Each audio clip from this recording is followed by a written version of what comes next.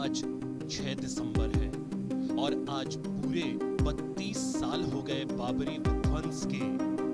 क्या थी उस दिन की कहानी, चलिए आपको बताते हैं। 6 दिसंबर की सुबह का इसी वक्त सरयू जल और बालू से राम जन्मभूमि परिसर में पूजा पाठ करना चाहते थे, इसलिए सरयू से पानी और बालू लेकर आ रहे थे। अयोध्या के विवादित ढांचे के करीब 300 मीटर की दूरी पर राम कथा कुंज था। वहां बीजेपी और वीएचपी की मीटिंग हो रही थी। इस मीटिंग में लालकृष्ण आडवाणी, मुरली मनोहर जोशी, उमा भारती, साध्वी रितंभरा, अशोक सिंघल जैसे तमाम बड़े नेता पहुंचे थे। सुबह 8 बजे के करीब विजया राजे सिंधिया भी पहुंच गई।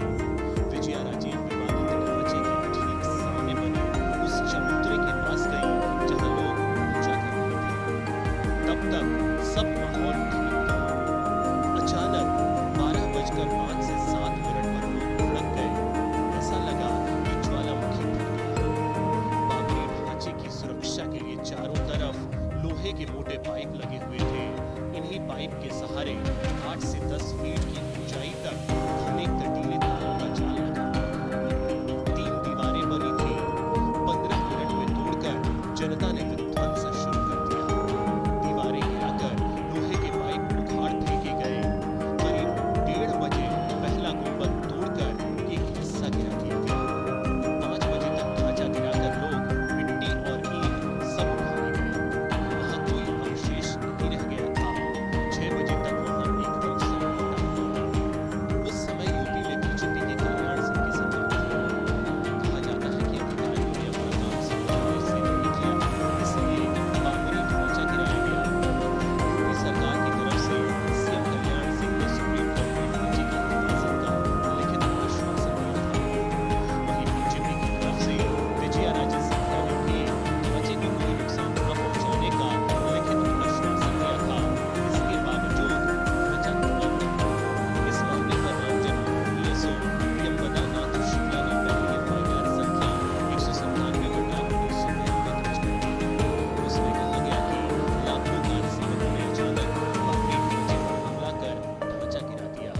साथ ही उन पर डकैती, लूटपाट और धर्म के आधार पर शत्रुता बढ़ाने जैसे आरोप लगे। मामले में दूसरी एफआईआर संख्या 198/1992 राम जन्मभूमि थाने के एसआई गंगा प्रसाद तिवारी ने दर्ज कराई। उन्होंने 8 लोगों का नाम देते हुए कहा कि ये भड़काऊ भाषण दे रहे थे, जिसके कारण जनता ने उत्तेजित होकर बाबरी ढांचा ढहा दिया।